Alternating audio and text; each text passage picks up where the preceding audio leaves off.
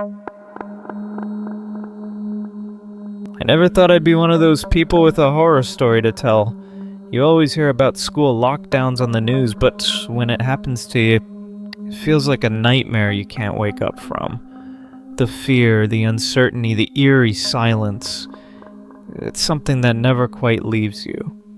It was just another Monday morning at Jefferson High. I was sitting in class, half listening to my teacher talk about the Civil War when the intercom crackled to life. "Attention, staff and students, this is not a drill. Please initiate lockdown procedures immediately." For a second, nobody moved. Then chaos erupted. My teacher, Ms. Graham, rushed to lock the door, her hand shaking as she turned the key. The lights went off and we all scrambled to find hiding spots. I curled up under my desk, my breathing shallow, my heart hammering against my ribs. Then, we heard footsteps. Slow, deliberate. They stopped right outside our door, and then the doorknob turned. Whoever it was tried to get in. The handle jiggled once, twice, then silence. None of us moved a muscle. My friend Jessica was clutching my arm so tightly it hurt. After what felt like hours, the footsteps faded away. We sat there, barely daring to breathe, waiting. Eventually the police arrived, sweeping the school, but the intruder was gone. Later we found out a masked man had entered the school. No forced entry, no sign of how he got in, and the scariest part? No one knew why he left without doing anything. I was the last one out after football practice that night. The school was eerily quiet. The only sounds, a distant hum of traffic and the occasional gust of wind. I don't usually get scared walking to my car, but that night something felt off. That's when I saw him. A man just standing there in the parking lot, completely still, watching me. He wasn't a teacher, he wasn't a student, and he wasn't moving. I tried to ignore him and got into my car, but just as I locked the doors, my phone buzzed. It was an emergency alert. Lockdown in effect. Unknown individual shouldn't on campus. I looked up. The man was closer now, right next to my window. His face was unreadable in the dim light, but his gaze was fixed on me. My breath caught in my throat. I didn't think. I just hit the gas and sped out of there, barely stopping at the exit. Security footage later showed that he had been lurking outside the school for over an hour before he tried to get inside. The police searched the area but found nothing.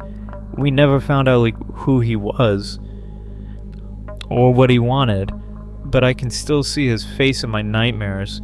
It was just a drill. That's what we thought. The school does lockdown drills all the time, and we always sit quietly and wait for the all clear. But this time was different.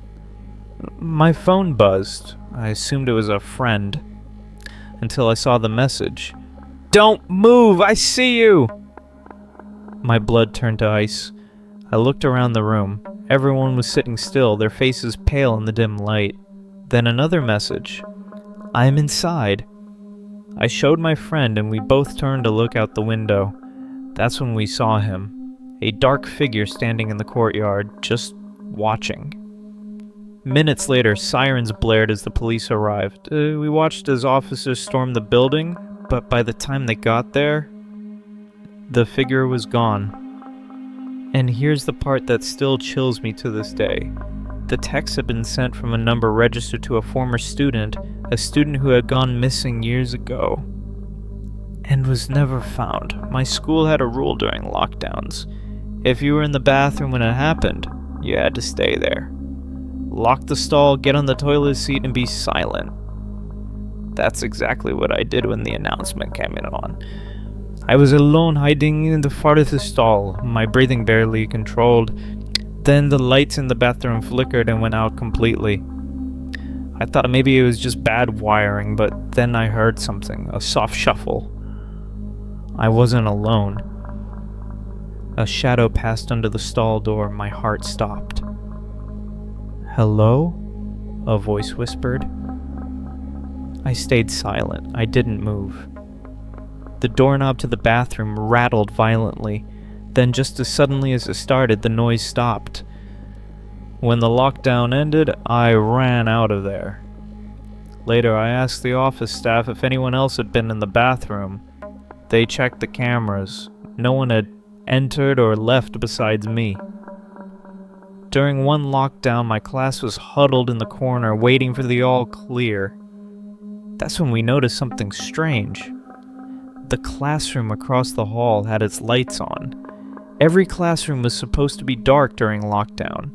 My teacher texted the other teacher, but there was no response. We waited, watching, but nobody moved inside. After the lockdown ended, security went to check. The room was empty. There was no teacher, no students, no explanation for why the lights were on, or why the door had been locked from the inside. I still think about these moments sometimes, about how close we all were to something truly terrible happening. Lockdowns are supposed to keep us safe, but sometimes they're a reminder that danger is always closer than we think. Have you ever experienced something like this? Let me know in the comments, and if you made it this far, stay safe out there.